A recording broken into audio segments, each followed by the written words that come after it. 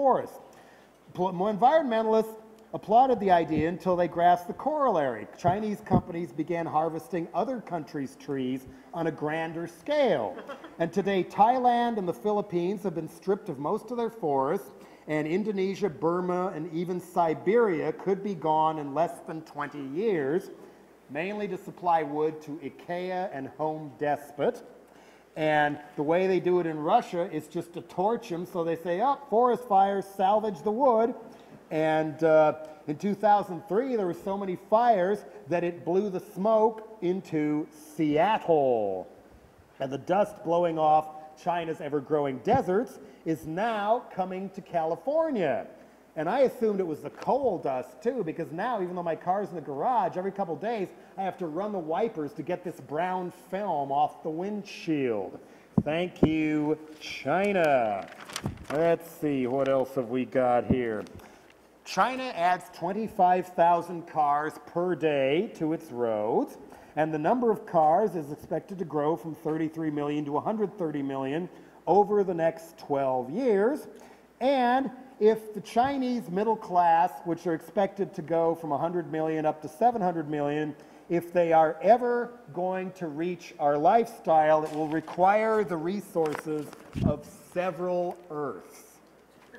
Yes. But fear not, even the Chinese government admits they now have at least 80,000 disturbances, read demonstrations, uprisings, and riots, every year there now. Not even the Chinese like getting gassed or killed if they don't obey or whatever, but according to Naomi Klein, in an article that only Rolling Stone, of all people, would print, China has a solution for that too. They call it the Golden Shield. And it will work where Chinese citizens will be watched around the clock through all these network closed caption TV cameras and remote monitoring of computers. They will be listened to on their phone calls, monitored by digital voice recognition technologies. Their internet access will be aggressively limited through the country's notorious system of online controls known as the Great Firewall. Their movements will be tracked through national ID cards with scannable computer chips and photos that are instantly uploaded to police databases and linked to the holder's personal data.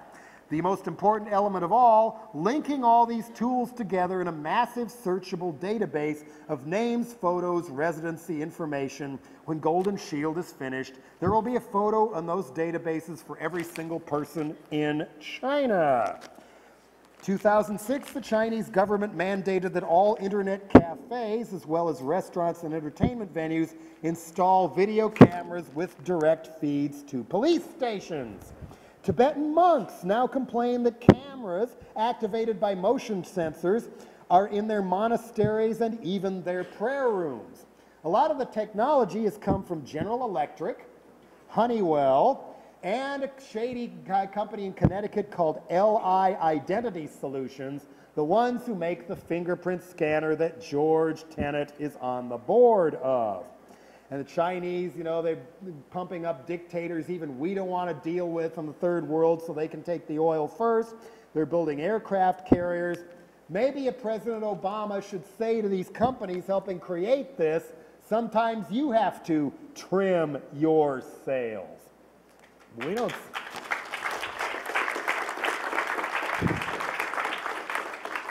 We don't dare say nothing about that because China now holds more than $1 trillion of public and private U.S. debt. That's the only reason Bush can get away with his budget deficits. We borrow from the Chinese, among others, which in a way means they can't switch to euros because it's in their best interest to keep the dollar alive if they ever want to get their money back. But if they ever get so mad at us for criticizing them for anything and skip even one of our bond auctions, we are toast.